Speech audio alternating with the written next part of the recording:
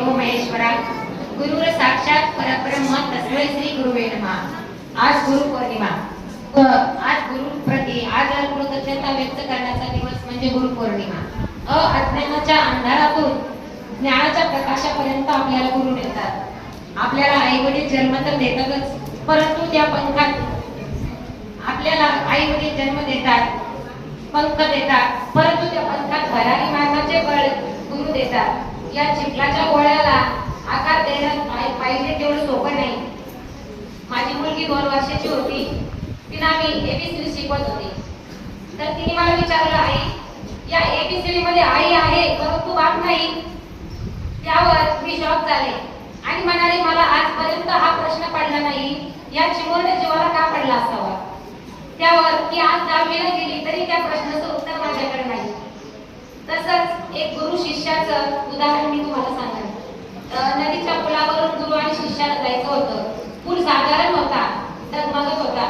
मग गुरु म्हणाले, बाळा माझ्या हाताला धर। बाळ काय धरेच ना। दुसऱ्यांदा गुरु म्हणाले, माझ्या हाताला धर। शिष्याने धरले नाही। तिसऱ्यांदा म्हणाले, माझ्या हाताला धर लवकर। त्याने धरले नाही। मग गुरुने त्याचा हात पकडला व पुलावरून पलीकडे नेलं। नंतर गुरुने शिष्याला विचारलं, मी तुला 3 वेळा 4 वेळा म्हणालो माझ्या हाताला धर, तू का धरले नाही। त्यावर शिष्य म्हणाला, मी जर तुमचा हात धरला असता, मला माझ्यावर भरोसा नव्हता, विश्वास नव्हता, माझा हात कधी सुटेल, परंतु तुम्ही जर माझा हात धरला ना, तर माझी मंदिर गाठेपर्यंत तुम्ही माझा हात सोडला नसता, म्हणून मी तुमचा हात धरला नाही। तसेच खरं तर मागच्या वर्षी अण्णा होते।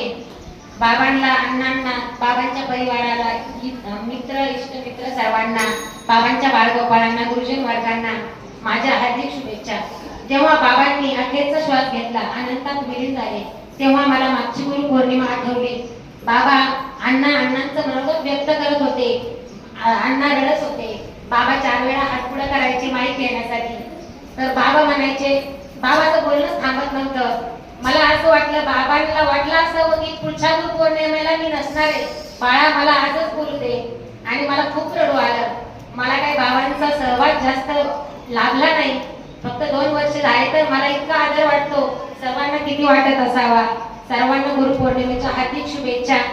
एवढे बोलून 2 शब्द संपवते। रामकृष्ण।